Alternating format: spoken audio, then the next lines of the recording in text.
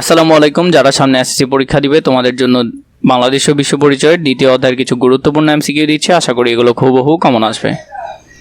প্রথমত আমরা যদি এখান থেকে দেখি অপারেশন সার্চ লাইট কি। অপারেশন সার্চ লাইট ছিল একটি গণহত্যা। নিচের উদ্দীপকের আলোকে পরবর্তী দুইটি প্রশ্ন উত্তর দাও। এমবিবিএস পাশ করার পর জনাব রহমান একটি হাসপাতালে যোগ দেন। কিছুদিন পর মুক্তিযুদ্ধ শুরু হলে তিনি চাকরি ছেড়ে দিয়ে যুদ্ধে যোগদান করেন। জনাব রহমান মুক্তিযুদ্ধে কোন শ্রেণীর মানুষের প্রতিনিধিত্ব করছেন? তিনি পেশাজীবী মানুষদের প্রতিনিধিত্ব করছেন। এই শ্রেণীর মানুষ মুক্তিযুদ্ধে অংশগ্রহণ করেছিলেন প্রত্যক্ষ ও পরোক্ষভাবে। এটা উত্তর হবে। সারা বিশ্বে তথ্য সরবরাহে, এটাও হবে। আন্তর্জাতিক ফোরামে বক্তব্য প্রদান করে, এটাও হবে। উত্তর হবে তিনোটা। মুক্তিযুদ্ধের সময় বাংলাদেশের পক্ষে ভেটো ক্ষমতা প্রয়োগ করে কোন দেশ? এটা হবে রাশিয়া। 7ই মার্চ ভাষণে তুলে ধরা হয় প্রাদেশিক স্বায়ত্তশাসনের প্রয়োজনীয়তা, এটা হবে না।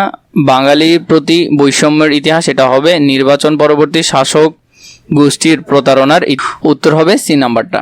এরপরে মুক্তিযুদ্ধ কে পরিচালনা করে? মুক্তিযুদ্ধ তাজউদ্দিন আহমেদ পরিচালনা করে। বাংলাদেশের মুক্তিযুদ্ধে কাদের ভূমিকা সবচেয়ে বেশি? ছাত্র সমাজের ভূমিকা সবচেয়ে বেশি। রেহানের মামা মুক্তিযুদ্ধের সময় ঢাকা কলেজের রাষ্ট্রবিজ্ঞান বিভাগের অধ্যাপক ছিলেন। মুক্তিযুদ্ধ শুরু হলে তিনি ট্রেনিং নিয়ে যুদ্ধক্ষেত্র চলে যান। অন্যদিকে পলাশের মামা মুক্তিযুদ্ধের সময় একটি পত্রিকার সম্পাদক ছিলেন। পাক হানাদার বাহিনী তাকে হত্যা করে।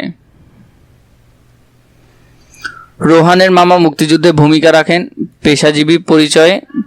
মুক্তিযুদ্ধে পলাশের মামার মাধ্যমটির ভূমিকা হলো দেশপ্রেমে অনুপ্রাণিত করা, গেরিলা যুদ্ধে প্রশিক্ষণ পরিচালনা, যুদ্ধক্ষেত্রে ঘটনা প্রচার করা। উত্তর হবে সবগুলা। বাংলাদেশে মুক্তিযুদ্ধের সময় সমগ্র বাংলাদেশে কয়টি সেক্টরে ভাগ করা হয়েছিল? 11টি সেক্টরে ভাগ করা হয়েছিল। মুক্তিযুদ্ধে নারীরা অবদান রাখে, সরাসরি যুদ্ধ করে, আহতদের সেবা করে, এটা হবে। গান গেয়ে মুক্তিযোদ্ধাদেরকে উজ্জীবিত করে।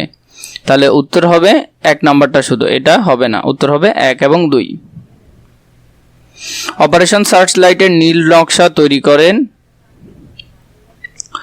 রাও ফারমান আলী। মুজিবনগর সরকারের অর্থমন্ত্রীর দায়িত্বে কে ছিলেন? অর্থমন্ত্রীর দায়িত্বে ছিলেন এম মনসুর আলী। মুজিবনগর সরকারের প্রধানমন্ত্রী ছিলেন তাজউদ্দিন আহমদ। স্বাধীন বাংলা বেতার কেন্দ্র চালু করা হয় চট্টগ্রামে। 1971 সালে 10 এপ্রিল কত সেক্টর কমান্ডার নিযুক্ত করা হয়?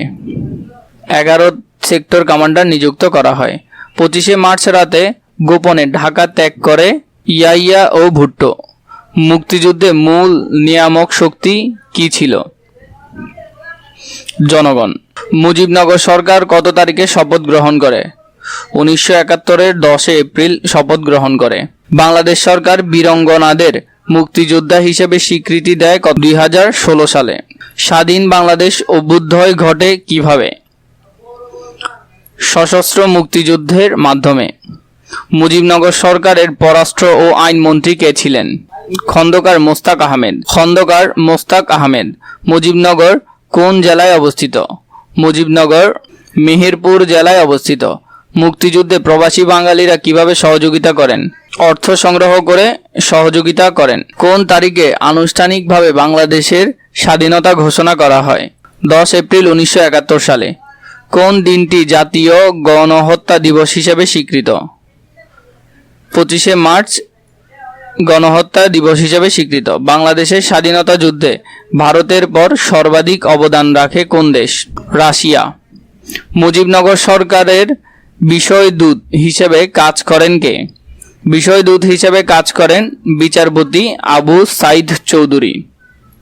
পাকিস্তানের 24 বছরের বাঙালি জাতির স্বার্থ সংশ্লিষ্ট সকল আন্দোলনে গৌরবোজ্জ্বল ভূমিকা পালন করে কারা?